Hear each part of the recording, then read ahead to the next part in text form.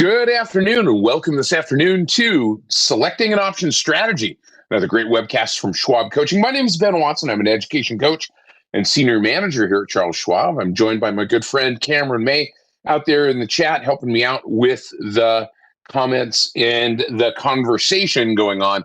Filling in today for Connie Hill, who is a great educator as well. So we're going to talk a little bit about the idea of picking an option strategy, because that is one of the questions that comes up quite often. As a matter of fact, just recently, in the last couple of weeks, I got done with an option strategies and technical analysis live in-person workshop in Washington, D.C.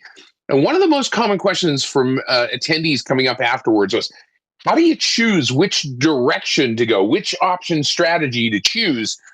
Which one makes the most sense? And so we're going to try to answer some of those questions. Now, ultimately, the answer is going to be up to you. Ultimately, the choice is going to be up to you, because there is no one right answer. So we'll explore some of the considerations for making option strategy decisions in this conversation today. So be a part of the conversation. We are glad to have you with us here. We've got a number of our regular suspects here, usual suspects. We've got Ricebird and Will and a few others on board with us. So thanks for being here. If you're watching this in the recorded version, leave a comment for us as well. We appreciate that. But be a part of the conversation. Cameron's going to help answer the questions out there in the chat. So let's jump over here and just take care of a couple quick housekeeping items as far as getting started with this webcast. Remember that options carry a high level of risk. They're not suitable for all investors. Make sure that you're aware of the characteristics and risks of standardized options before considering any option strategy. Remember that multiple leg option strategies will involve multiple commissions and transaction costs. Be aware of the fact that spread trading generally must be done in a margin account. This is for illustrative and educational purposes only, and none of this should be considered to be any kind of a recommendation. Remember, Schwab doesn't recommend these technical analysis as a sole means of investment research. We're going to be using the Thinkorswim desktop software platform, specifically the paper money version. Remember that the paper money version of the Thinkorswim platform does not do certain things. It's a great sandbox. It's a great learning environment, but it doesn't facilitate the early assignment of short options. So as you move your practice from paper trading to live trading, you might find something happening that didn't happen in the paper money account. So just be aware of that. Along the way. Remember that investing involves risk, including the loss of principal. With long options, investors may lose 100% of their funds invested. Also, past performance of any security strategy doesn't guarantee future results or success. Remember that anytime you're short an option, there's the potential that that option could be assigned early if it's an American-style equity option. If it's a European-style index option, not so much. That doesn't happen. But I talk about that on Wednesdays in my Trading Index Options webcast.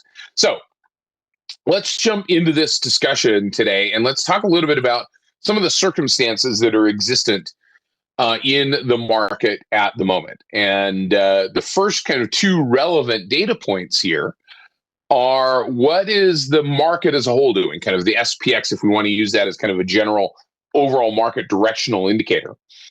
And what is the VIX doing? Because that's telling us two specific data points. That's telling us direction, and it's telling us volatility, giving us some insight into what's going on there.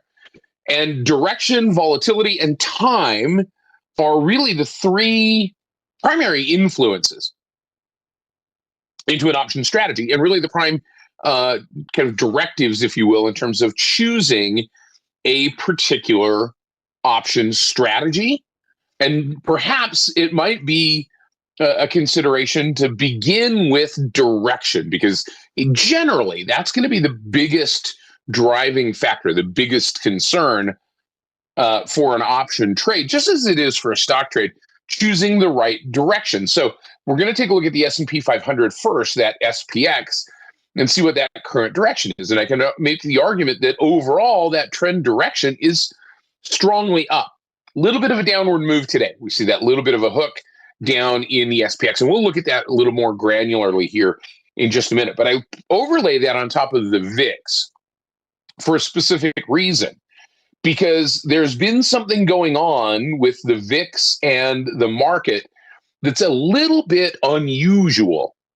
And it may lead us to think about how we might view direction and volatility in the context of choosing an option strategy. And one of those things is this, that implied volatility, generally, the VIX, while it has been primarily grinding along sideways here, as it often does through summer and into fall, has generally been rising a little bit.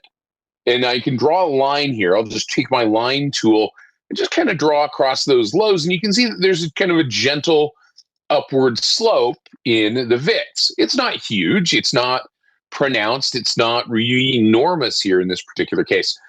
But what has the SPX been doing at the same time? The SPX has generally been rising. So we normally look at that kind of inverse correlation between the VIX and the market direction as kind of that fear gauge perspective. When the market is fearful, when institutional investors are buying protective instruments, they're doing that because either they are anticipating or already has happened some adverse movement in the S&P 500. So generally, if you notice, and I've got this correlation study down here at the bottom in terms of these two indicators, the SPX and the VIX, that normally that correlation is an inverse correlation.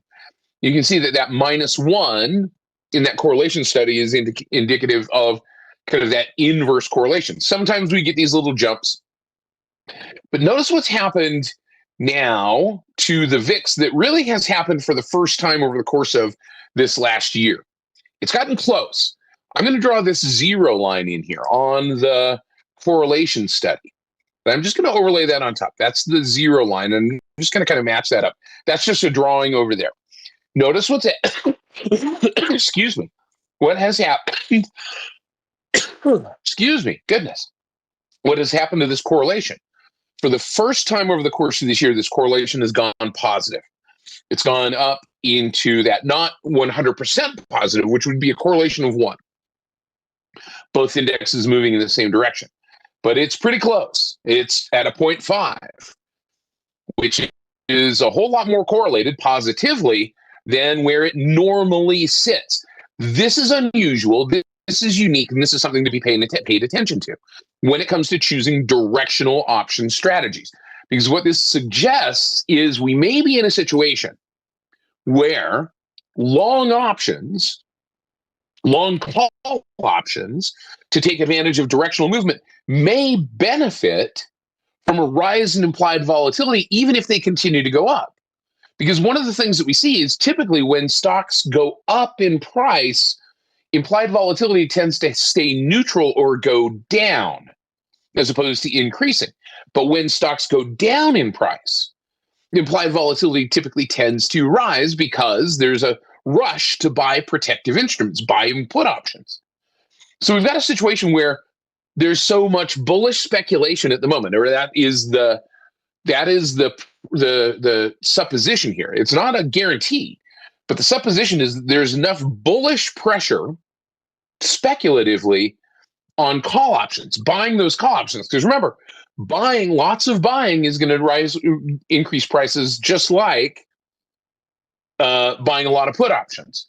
So we see those call options getting more expensive because there's a lot more bullish expectation.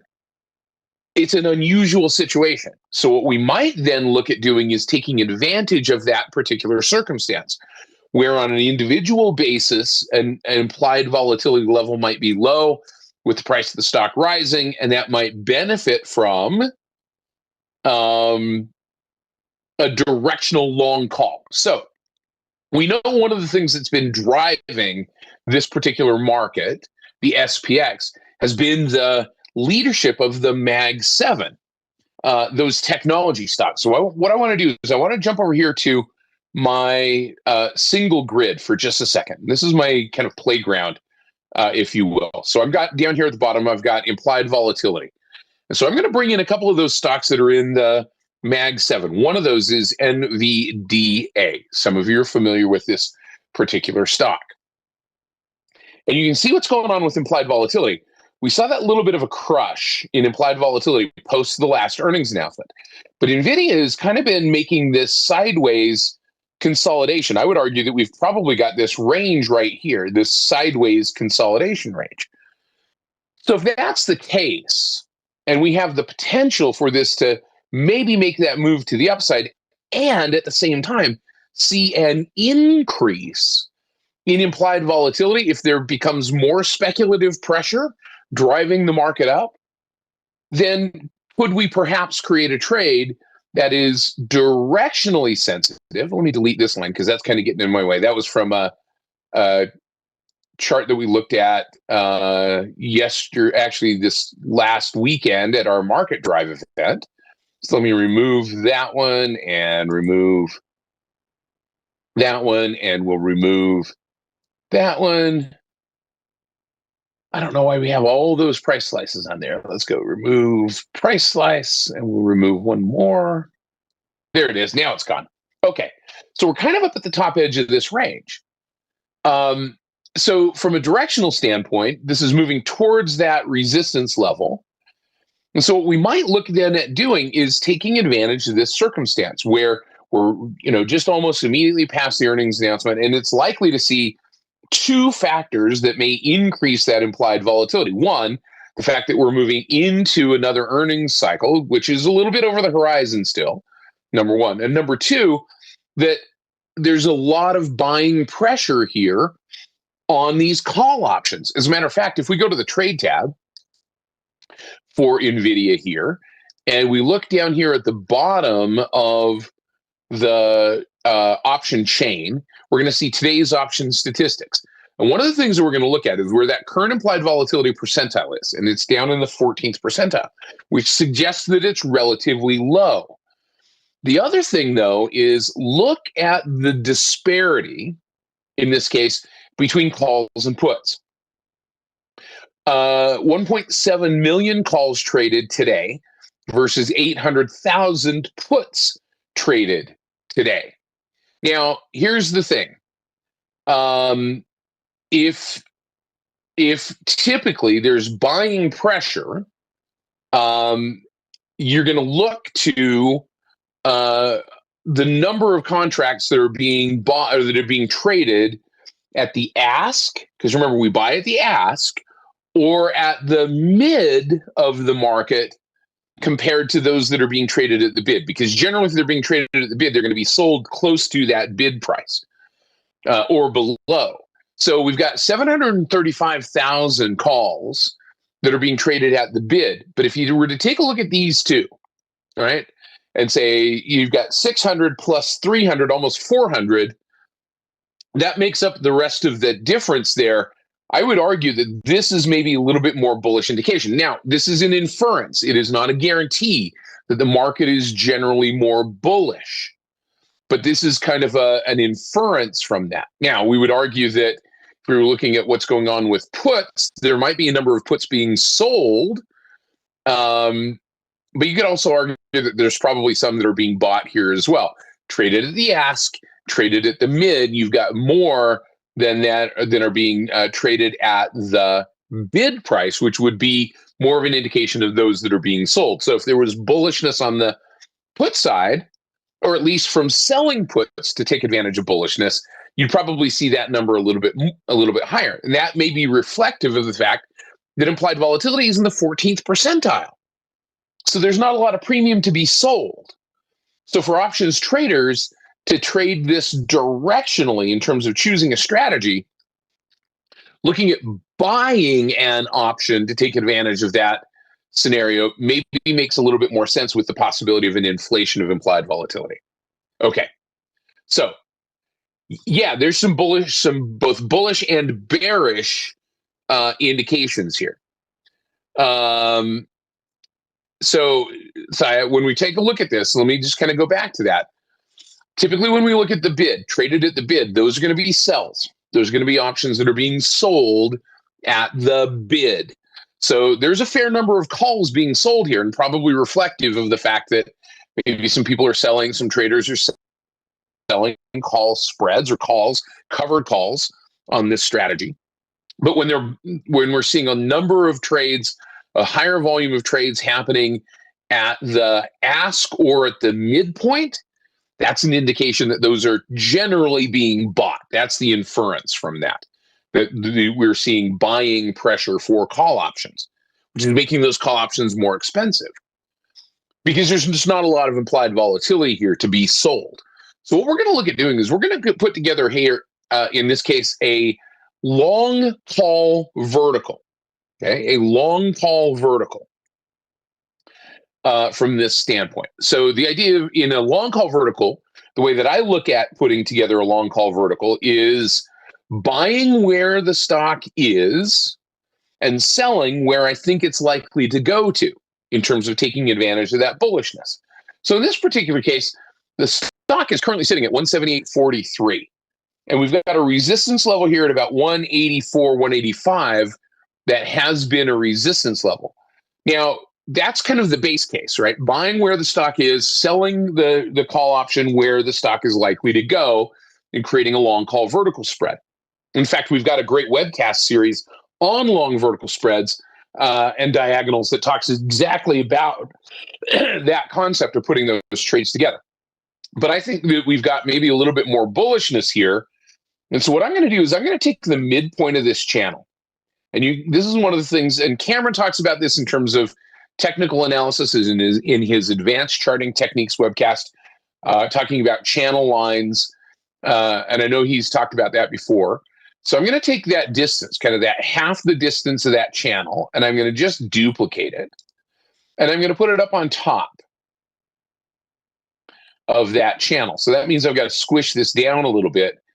And you'll notice that if I remove that, I've already got a target up right around that range, that 192, 193 range. So I'm going to call it like 192, 193, somewhere in that area as a potential target to the upside. So if I'm going to buy it here, I'm maybe going to sell up in that 192, 193 range for where this vertical spread is likely to go. So let's go to the trade tab and let's see if we can put this trade together in this particular case. So I'm going to go out in terms of duration.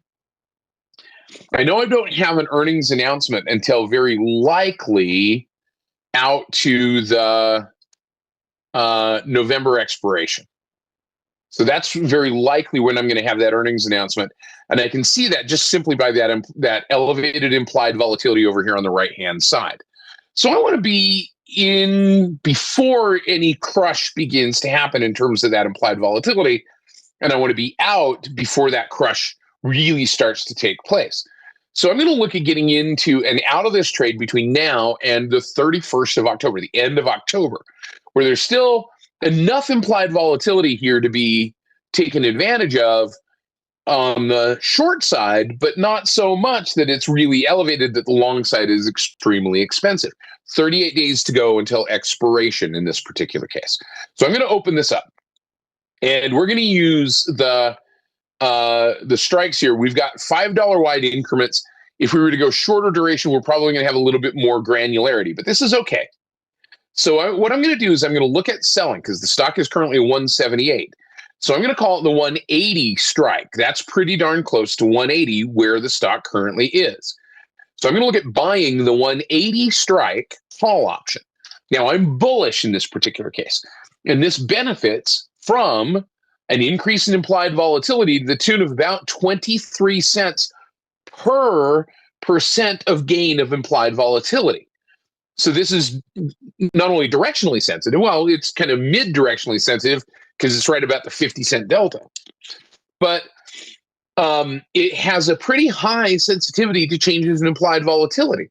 In fact, across this chain of in the money, at the money, out of the money for this expiration, this is the option that has the greatest sensitivity to that implied volatility increase. So I'm going to buy that 180, and I'm going to go back to the chart really quick, and I'm just going to say, hey, what if we were to go to the 190, kind of detune that a little bit, or we could go to the 195. So let's see which one makes the most sense in terms of the target. And so we're buying the 180, we could sell the 190. That's going to be a $10 wide spread. And we're going to bring in about $4.55 for that. We could sell the 195. Now, here's going to be one of the differences. If we were to sell the 190, we're bringing in more premium, but we're also reducing the sensitivity of this trade, not only directionally by a little bit more, and volatility or Vega wise by a little bit more, and making it a little bit less directional, but it has a higher probability of success. Success being measured in this particular case by the price of the stock being at or above the short strike at expiration. So I'm going to actually be a little bit more aggressive with this one. Now, traders can choose whatever they want to do in terms of putting this together. But in terms of being a little bit more aggressive, that's the way that we might create this trade given the current circumstances. Is it the only way to trade it? Absolutely not. This is one consideration. So being a little bit more aggressive now, what I'm going to do is I'm going to sell the 195. And so now I've got a $5.25 net debit. That's the cost of the trade. And if I click on confirm and send, my max theoretical gain is $975 against $525. It's a better than one-to-one reward to risk potential here in this trade. But the reality of the situation always is that when I have that type of relationship, my probability of success is going to be lower. So this has to make a bigger move in order for it to become successful. Again, remember, if success is measured as the price of the stock being at or above that 195 level at expiration, lower probability of that scenario happening here in this particular case. So that's how we might create this trade. Now, I'll show you what that looks like, though, if we were to adjust that. So keep that in mind right now, 975, 525. So let's go down here and let's edit this. And let's back this off a little bit and make this trade a little bit less aggressive. And we'll make it the 190 strike. And now we're paying less for the trade. But watch. Now we're paying less for the trade. Max profit is 607. Max loss 393. So we've reduced our maximum profit, but we've increased the probability that we're going to get to that maximum profit. That's always going to be the trade-off. Always going to be the trade-off. Probability of success versus potential payout in the trade. So we can choose to do one or both. It doesn't matter. We can in fact do both. In fact, let's do that. Let's create both trades here and see how those play themselves out. So I'm going to put this in my market movers group, just because that's where I'm going to put it down in my vertical spreads group. And we're going to fire this order off. We're going to read through this order. This is the less aggressive of the trades, but a higher probability. Again, remember the probability here is 26% if expressed by delta of getting there to that success, to that point of success. Or, I'm sorry, 33%. Now we're going to create the same trade. We're going to go to the 180 strike, and we're going to sell the 195. And again, this is the lower probability trade, but bigger payout. And we're going to click on confirm and send. We're going to read through this order, and we're going to put this in our vertical spreads group just so that we can see it and we can compare and contrast these two. So we've created two vertical spreads here that are sensitive to direction, but they're also sensitive to changes in implied volatility. Not so much sensitive to the passage of time, because look, if we do this, let's just run the numbers here really quickly. So our long leg, the 180 strike, has a directional sensitivity of 50 cents, 50 cent delta. And if we subtract from that the 33 cent delta of our less aggressive trade, we're left with about 17 cents of deltas remaining. Less aggressive, less directionally sensitive.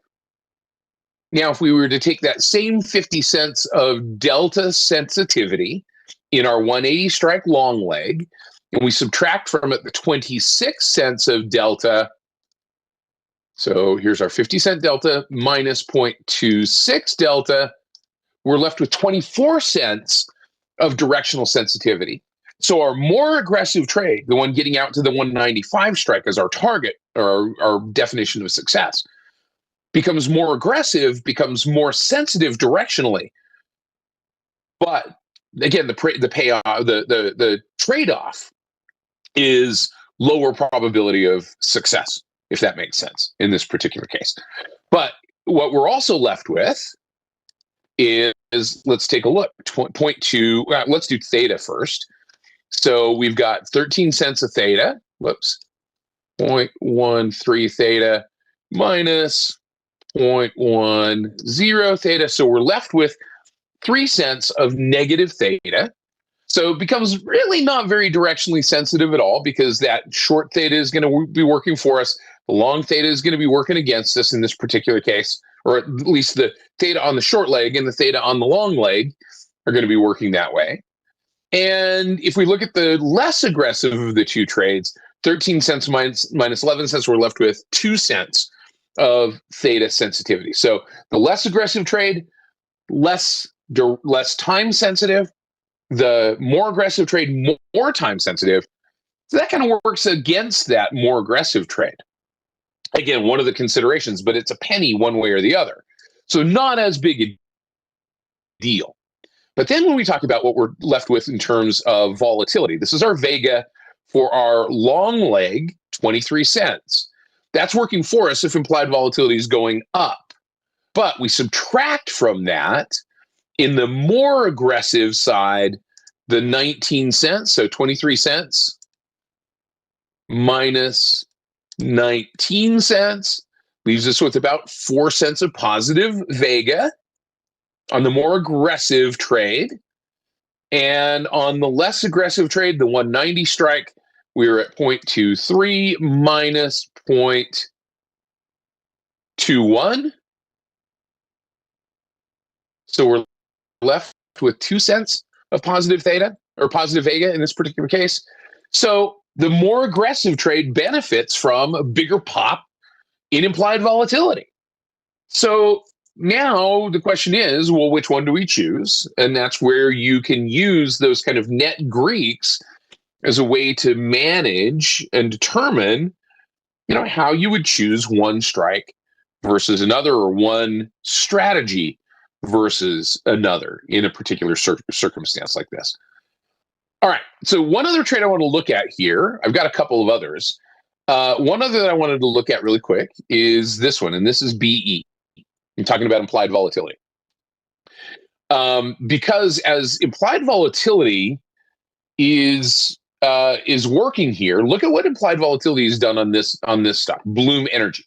So again, this is another kind of one of those weird circumstances where implied volatility has amped up, even though the price of the stock has gone significantly higher, right? It's gone up in an upward trajectory. It now started to pull back, but even with that little bit of a pullback, we got a little bit more of a bump of implied volatility, but not as much as we saw when the price of the stock was making these big moves.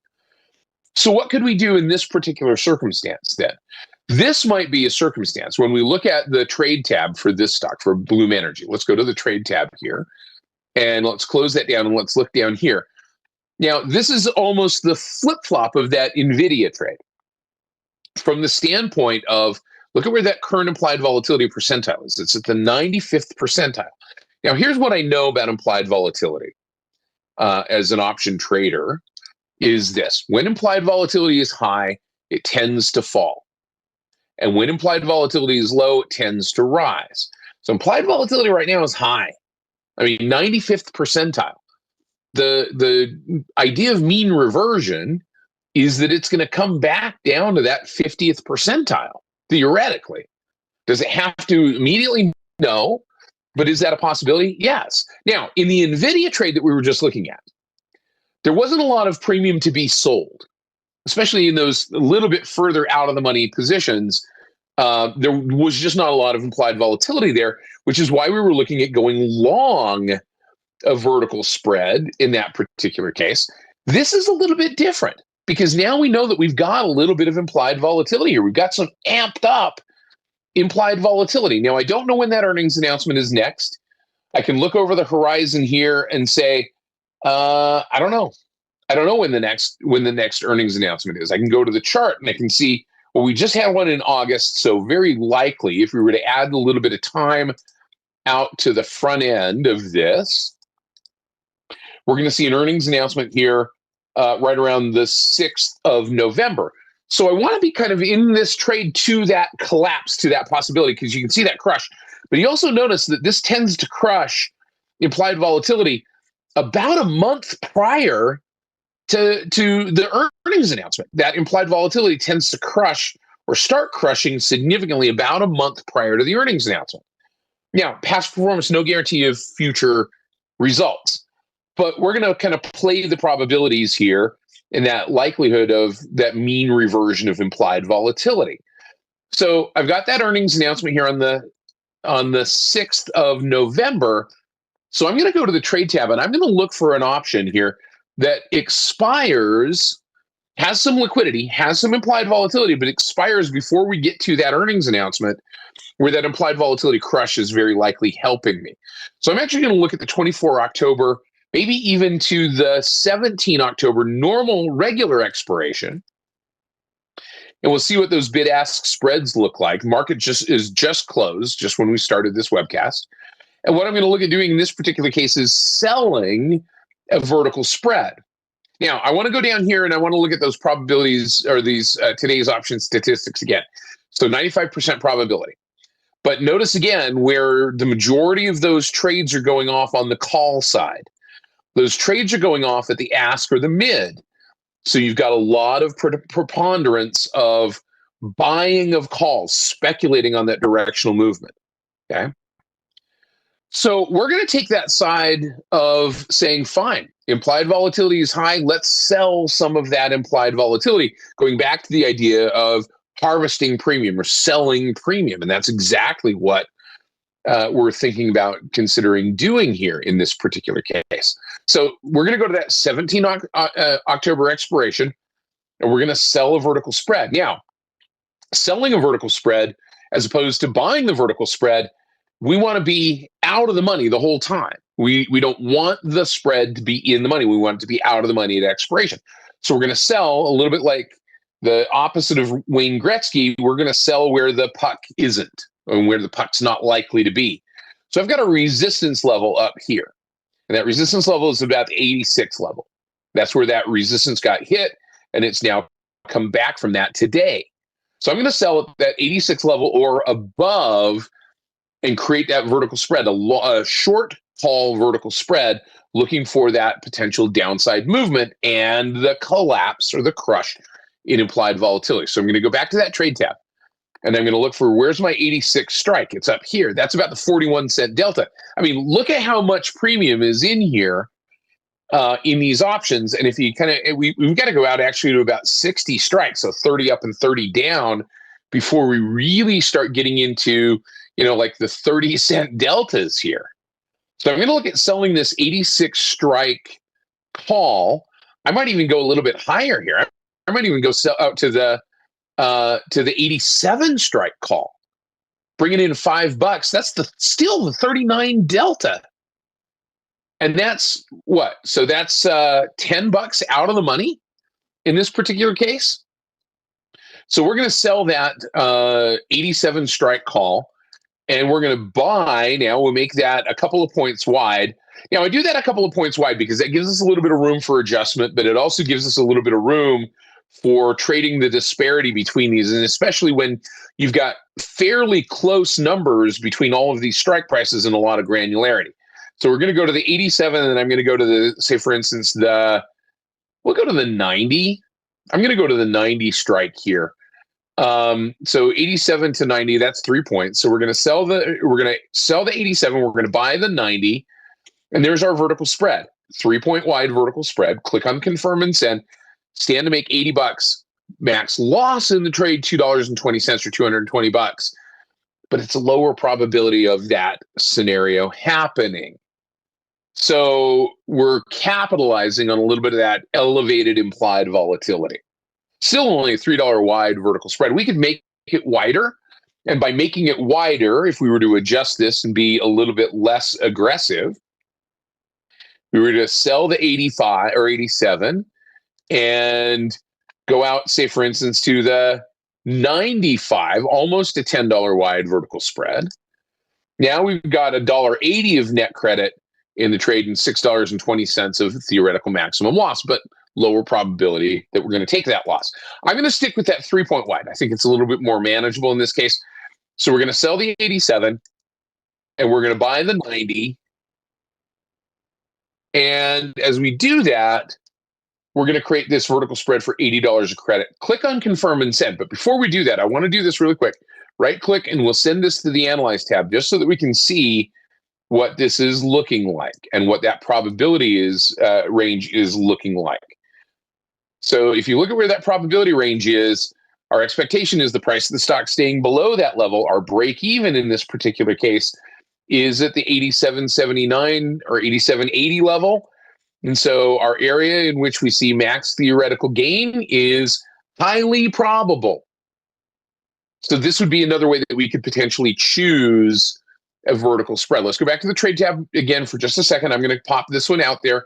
We'll put this into our vertical spreads group really quickly. Make sure that this is the trade that we want. Make sure that we're aware of any transaction costs. We're going to fire that order off. Now, as we've done that, I want to look at this in terms of sensitivity. So I'm going to open up my calendar or my calculator side here really quick. So this is not a very directionally sensitive trade. We don't want it to be necessarily. We want the price of the stock to do what it's going to do. We're not really dependent on directional movement here, but I want this to be, it's got about a penny of time sensitivity. It's got about a penny of implied volatility sensitivity, and it's got about 4 cents or 5 cents of directional sensitivity remaining. It's a pretty neutral trade. All we're expecting the price of the stock to do is stay below 87 through expiration for 24 days so that we can harvest that premium. So volatility, direction, and time are all our components that we use to make a determination about what strategy we might choose. Now, I appreciate Cameron putting out there the playlist on trading covered calls and harvesting premium. One other that I'm going to send you here, we're going to go to the trade tab or the Trader Talks webcast page here and type in net Greeks. If you want to learn a little bit more about that calculation of determining net Greeks and determining that with long verticals, here's a couple of webcasts that can help you to kind of measure that sensitivity as you compare those net Greeks for the long leg and the short leg in those vertical spreads. By the way, while you're here, click on that subscribe button. Click on the subscribe button. You can do it also down at the bottom right corner of the screen right now and be a part of that conversation, be a part of that community. We'd love to have you do that. We'd also love to have you follow us on X, at Ben Watson CS, at Cameron May CS. Great places for you to find us. And our coaching webpage, which is schwab.com/coaching. You can see a lot of the upcoming events. We're going to be in Chicago in a week or so. We'd love to have you there with us in Chicago for our Market Drive event. And then we're going to be in Orlando October 10th and 11th for our Technical Analysis and Option Strategies workshop.